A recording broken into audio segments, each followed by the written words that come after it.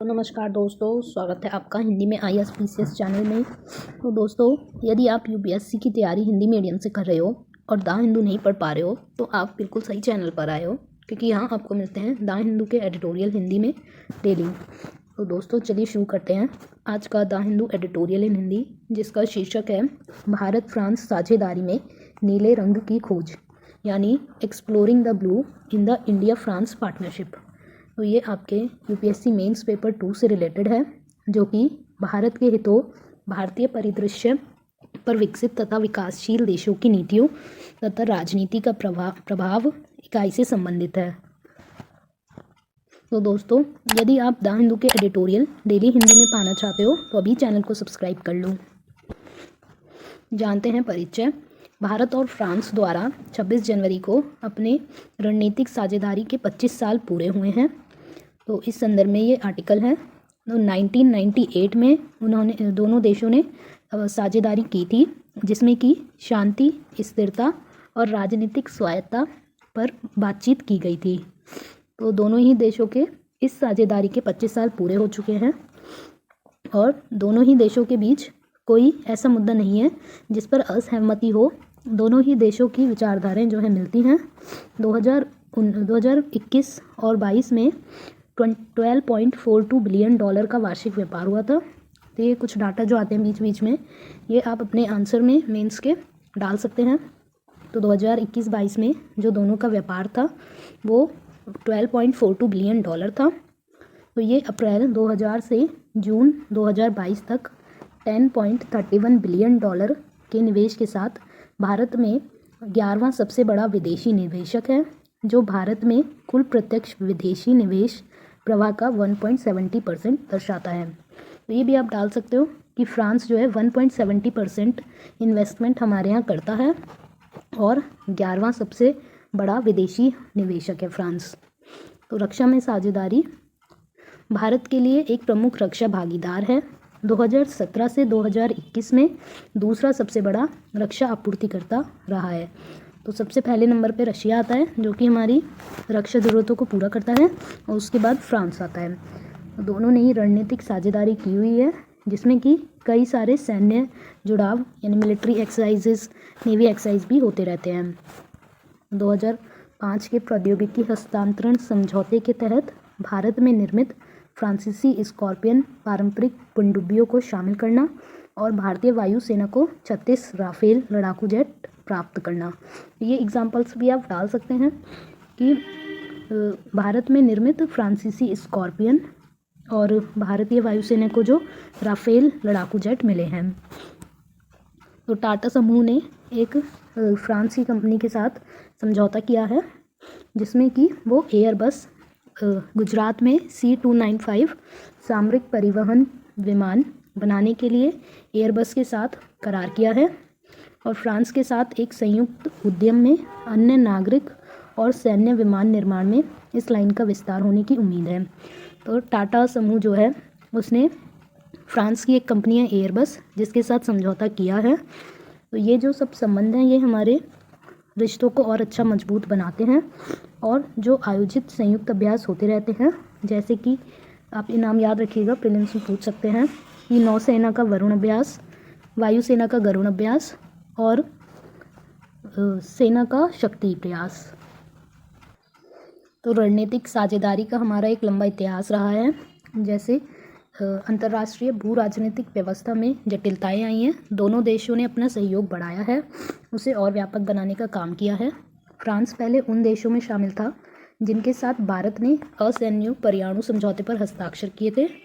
तो पेरिस ने 1998 के परमाणु परीक्षणों के बाद अप्रसार क्रम में भारत के अलगाव को सीमित करने में भी महत्वपूर्ण भूमिका निभाई। तो फ्रांस ने हमें परमाणु समझौते पर भी मदद की थी। तो भारत को अलग होने का जो एक सिस्टम बन गया था 1990 के दशक में, उसमें उन्होंने भारत का साथ दिया। और जो फ्रांस है वो UNSC यानी कि संयुक्त राष्ट्र सुरक्षा परिषद में भी हमारी जो सदस्यता है उसे स्थायी करने के लिए हमारा साथ देता है, क्योंकि UNSC जो संयुक्त राष्ट्र सुरक्षा परिषद है उसमें 5 परमानेंट मेंबर्स हैं, जिसमें कि फ्रांस, अमेरिका और चाइना और 2 और हैं जो कि परमानेंट है और हम नॉन परमानेंट मेंबर में आते हैं। तो इंडिया लगातार कोशिश करता है कि यूएनएससी में हमें परमानेंट मेंबर बनाया जाए, उसमें फ्रांस हमारा सहयोग करता है। तो दोनों के लिए महत्व का क्षेत्र जलवायु परिवर्तन भी है, जिसमें कि भारत ने पेरिस के साथ समझौता किया हुआ है और जलवायु परिवर्तन के प्रभाव को कम करने के लिए अपनी मजबूत प्रतिभा व्यक्त की है। नई दिल्ली और पेरिस ने मिलकर जलवायु परिवर्तन पर अपने संयुक्त प्रयासों के तहत 2015 में अंतर्राष्ट्रीय सौर संगठन यानी इंटरनेशनल सोलर अलायंस भी लॉन्च किया था। ये भी आप आंसर में डाल सकते हैं। समुद्री संबंध देखते हैं। हमारी सामरिक साझेदारी की गहनता के साथ समुद्र में भी हमारा दोनों देशों का सहयोग दिखाई देता है। तो हिंद महासागर क्षेत्र का महत्व 2018 में जब फ्रांस के राष्ट्रपति इमैनुअल मैक्रोन आए थे तो उन्होंने हिंद महासागर क्षेत्र में अपने भारत फ्रांस सहयोग की दृष्टि डाली थी और संबंधों को मजबूत करने के लिए एक खाका प्रस्तुत किया था। तो हिंद महासागर में फ्रैंको भारतीय संयुक्त गश्त नई दिल्ली के हिंद महासागर में अपने पद चिन्ह के विस्तार में समान विचारधारा रखती है। तो फ्रांस जो है वो हमारे समुद्री क्षेत्र में भी हमारा साथ दे रहा है, ताकि हम जो चाइना है वो इधर एशिया में, साउथ एशिया में बहुत ज़्यादा अपना स्कोप फैला रहा है। और जैसे उसने श्रीलंका पर अपना लोन देकर उसे कब्जे में किया, वैसे ही वो चाह रहा है कि यहाँ का जो इंडियन ओशियन का और साउथ एशिया का क्षेत्र है उस पर कब्जा करे।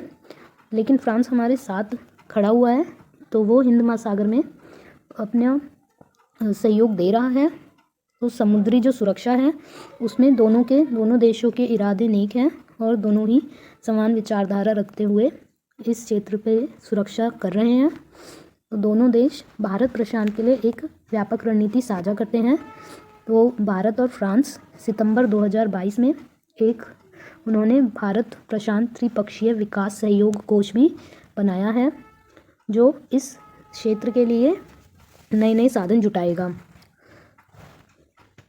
तो अफ्रीका के पूर्वी तट से दूर प्रशांत क्षेत्र तक समुद्री डोमेन जागरूकता और सुरक्षा सुनिश्चित करने के लिए दोनों ही भागीदारों ने यूएई को भी शामिल करके त्रिपक्षीय संगठन तैयार किया है। तो सहयोग के अन्य कुछ आधार हैं, वो भी देख लेते हैं। हालांकि यूक्रेन संकट पर थोड़ा बहुत मतभेद है दोनों देशों में, लेकिन दोनों ही देश इस युद्ध को जल्दी ख़त्म करने पर सहमत हैं। तो दोनों देश क्षेत्रीय और विश्व स्तर पर जो चीन का आक्रामक उदय हो रहा है उसको लेकर चिंतित है और दोनों ही यह सुनिश्चित करना चाहते हैं कि चीन जो है भारत प्रशांत क्षेत्र में कोई असंतुलन ना पैदा करे। तो फ्रांस के साथ भारत की जो साझेदारी है वो समान मूल्यों और लक्ष्यों पर आधारित है और दोनों ने ही वैश्विक जोखिमों के लिए रणनीतिक स्वायत्तता बनाने का महत्व किया है। रणनीतिक स्वायत्तता का अर्थ होता है कि जो देश है उसका किसी और देश द्वारा इन्फ्लुएंस नहीं किया जाएगा।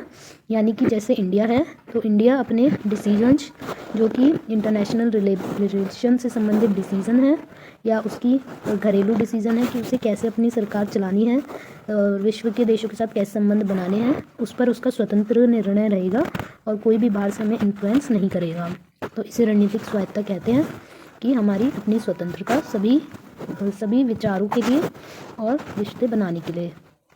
तो एक उच्च स्तरीय भारत फ्रांस राजनीतिक संवाद है जो कि भारत प्रशांत क्षेत्र में चल रहा है और अब दोनों ही देश डिजिटलीकरण, साइबर सुरक्षा, हरित ऊर्जा, नीली अर्थव्यवस्था यानी कि जो वाटर रिलेटेड एक्टिविटीज़ होती हैं जैसे कि फ़िशिंग होती है और मरीन इकोसिस्टम है, उस पर भी, समुद्र विज्ञान पर भी और अंतरिक्ष जैसे मुद्दों पर सभी में सहयोग कर रहे हैं और अपने मजबूत संबंध स्थापित कर रहे हैं। तो निष्कर्ष जानते हैं, भारत और फ्रांस एक दूसरे के हितों और निर्भरता को समझते हैं, चाहे वह चीन या रूस के संबंध में हो। तो दोनों ही एक दूसरे के विचारधारा को जानते समझते हैं और एक लंबी रणनीतिक साझेदारी को चिन्हित करते हैं। वो अपनी रणनीतिक स्वायत्तता बढ़ाते हैं और उसमें सुधार करते हैं और एक आम हित और सहयोग के लिए आगे आते हैं। तो ये आज का एडिटोरियल था जो कि इंडिया फ्रांस से रिलेटेड था।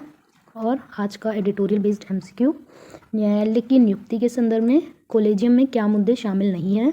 तो फर्स्ट है भाई भतीजावाद, दूसरा है अयोग्य उम्मीदवार, ये न्यायिक विद्वत्ता की कमी, या चौथा संरचनात्मक समस्याएं। दोस्तों इस पे एक एडिटोरियल आया था तो मैंने उसी से रिलेटेड ये MCQ दिया है, आप आंसर कमेंट करिएगा। और दोस्तों वीडियो पसंद आए तो लाइक करिएगा, शेयर करिएगा और चैनल सब्सक्राइब करिएगा। Thank you so much.